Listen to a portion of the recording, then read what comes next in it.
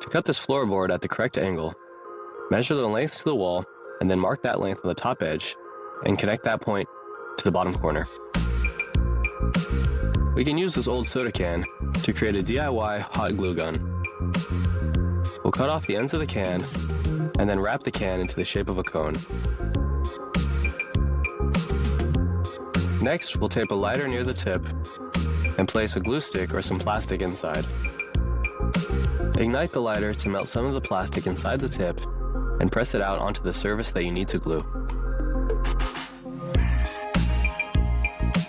Our next project will be a table with collapsible legs made of PVC pipe.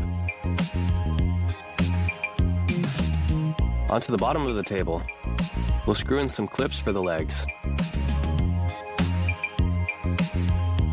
Then we'll install these pipe fittings to the corners. This is how we'll attach the legs to the table.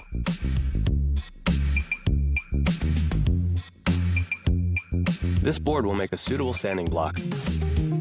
We'll cut the board in half, and then one half will be cut into 3 strips. The 2 thinner strips will be mounted onto each end of the larger block.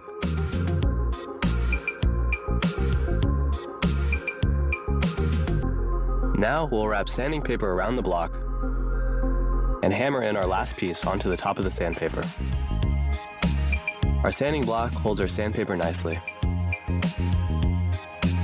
We need to fasten this wire along this pipe. We'll use 2 zip ties, one around both the wire and the pipe, and one around the first zip tie. Then we'll cut off any excess plastic. We want to better organize these cords.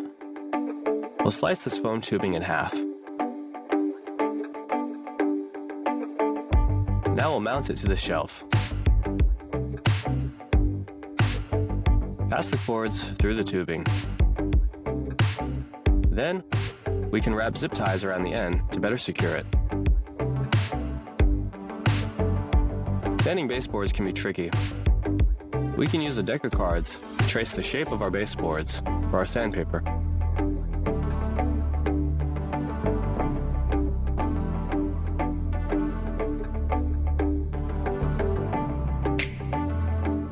We can use a stapler to strip off the plastic from these wires.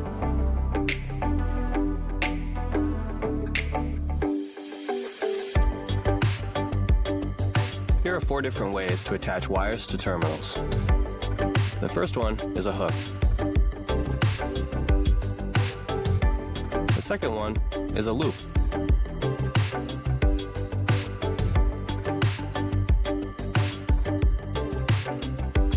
The third one uses a connector.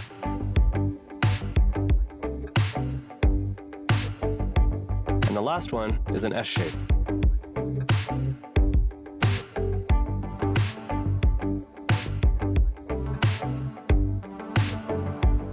If we wrap some tape around the socket, we can pull the tape to unscrew this nut.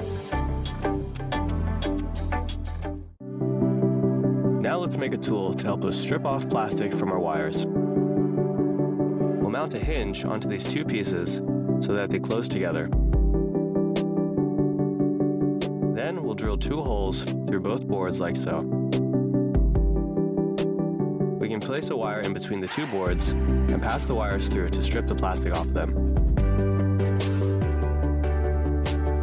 We need to remove a large section of this board to create a mortise.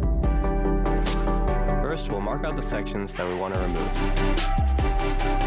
And then we'll make multiple cuts into our cutout section. We'll use a chisel to remove the chips. We could use a chisel to smooth out the bottom edge, or we can use this hole saw drill bit.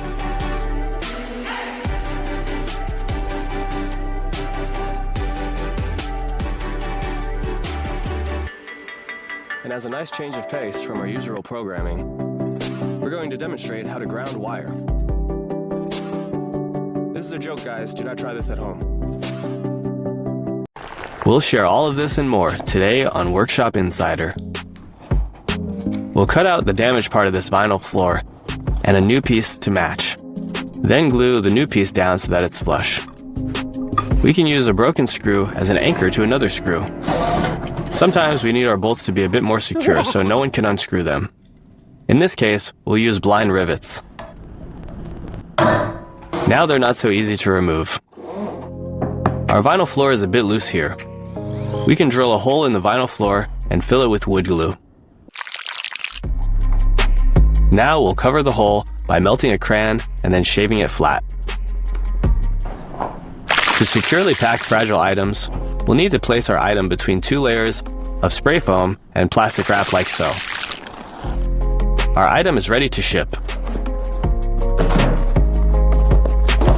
We can also repackage the item like so for multiple shipments. Leave a brush in the paint bucket and it'll start to sink. We can mark out a little notch and then remove it using a handsaw. Now the brush will hang on the rim of the paint bucket. Putting duct tape on wood before cutting will keep the wood from splintering. Use a utility knife to cut the duct tape in the shape that you need. Now we'll cut along the edge with a jigsaw. And our wood has not splintered. We can even use a plastic straw to anchor this screw. Drilling into drywall can create a lot of dust. We can use this plastic bottle as a shield to collect the dust. Now when we drill, any dust falls into the cap.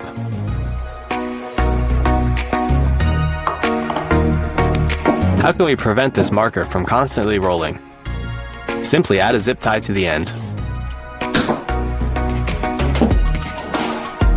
Water that's left on the ends of these shovels will cause the metal to rust. We can prevent that by filling a bucket with sand and motor oil. Now if we set our shovels inside the sand after working, the oil will prevent them from rusting. Sometimes the clamping pressure and too much wood glue causes the boards to slide. We can use a bit of salt to keep the boards from sliding.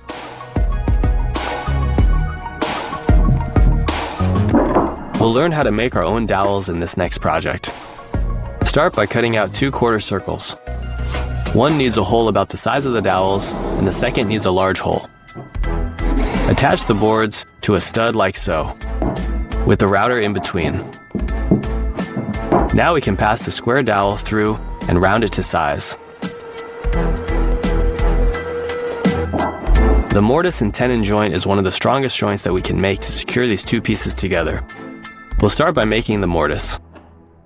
We'll mark the exact center and then use our mortise router, making multiple passes to cut it out cleanly.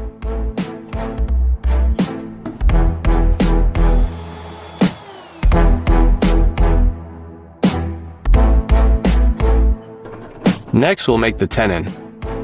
We want to make sure that it fits snug, so we'll never cut past our marks.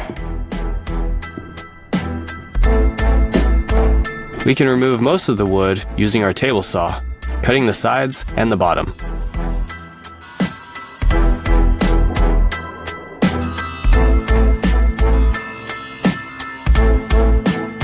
It should come out like this. We'll remove the rest of the wood using a chisel and sandpaper. Now our pieces fit nicely together, snug, and everything lines up.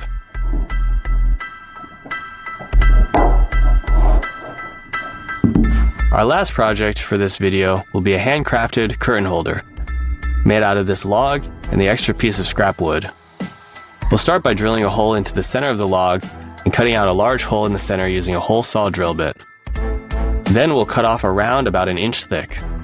We'll want to sand off the bark of our circle piece, and also sand off the edges of our straight piece.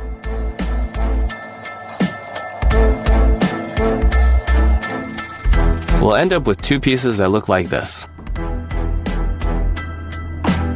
We'll apply varnish to both pieces and let them dry.